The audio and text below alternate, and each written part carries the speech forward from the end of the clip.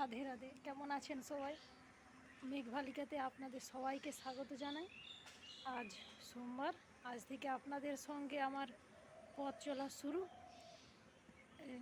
এইটা আমাদের নতুন বাড়ির ছাদ।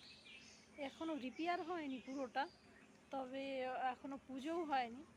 এই যে এপাশে দেখতে পাচ্ছেন টালির চাল, এগুলো আমাদের বাড়ি। চলুন এবারে নিচে যাই।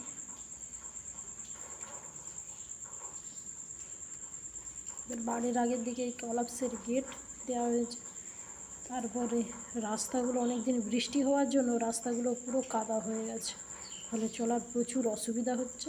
চলুন আজ মাঠে যেতে হবে। মাও যাচ্ছে পিছু পিছু, আমিও যাচ্ছি। বেশি দূরে নয়, বাড়ি থেকে প্রায় 3 থেকে 4 মিনিটের রাস্তা। দেখুন এখানের ঘাসগুলো কেমন সবুজ। আর একটা মজার দেখাচ্ছি, এই যে এই ঘাসগুলো লাল, এই ঘাসগুলোতে ঘাস মারা দেওয়া হয়েছে। এইখানে হাল করেছে, তো মাটিতে ধান ছড়াবে ব্যান করার জন্য বা তলা করার জন্য।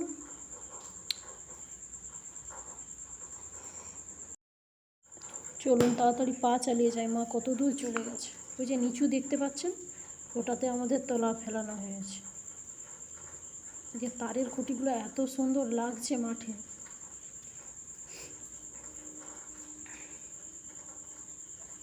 যে ওখানে যে গাড়িগুলো যাচ্ছে, ওই গাড়িগুলো যাচ্ছে ওই NH6 উপর দিয়ে। আমাদের বাড়ির থেকে প্রায় 1 মিনিটের পথ।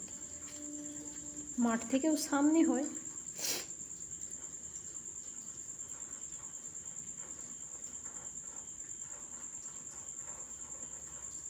এত সুন্দর লাগছে সকালের পরিবেশটা।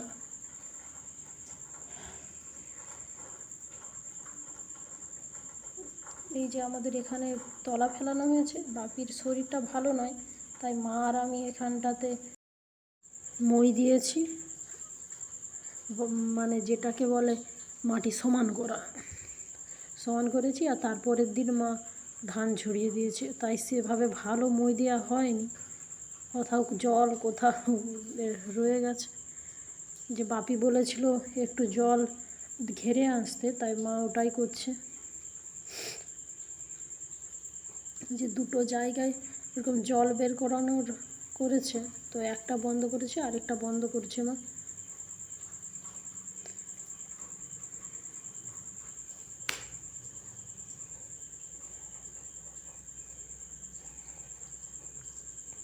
চারিদিক কত সুন্দর সবুজ দেখাচ্ছে, এত সুন্দর লাগছে। মা আমাকে বলছিল যে মঙ্গলবার ডাক্তার দেখাতে যেতে হবে, তো কখন যাবি নাকি সেসব বিষয়েই বলছিল। চলুন বাড়ির দিকে যাই এবার।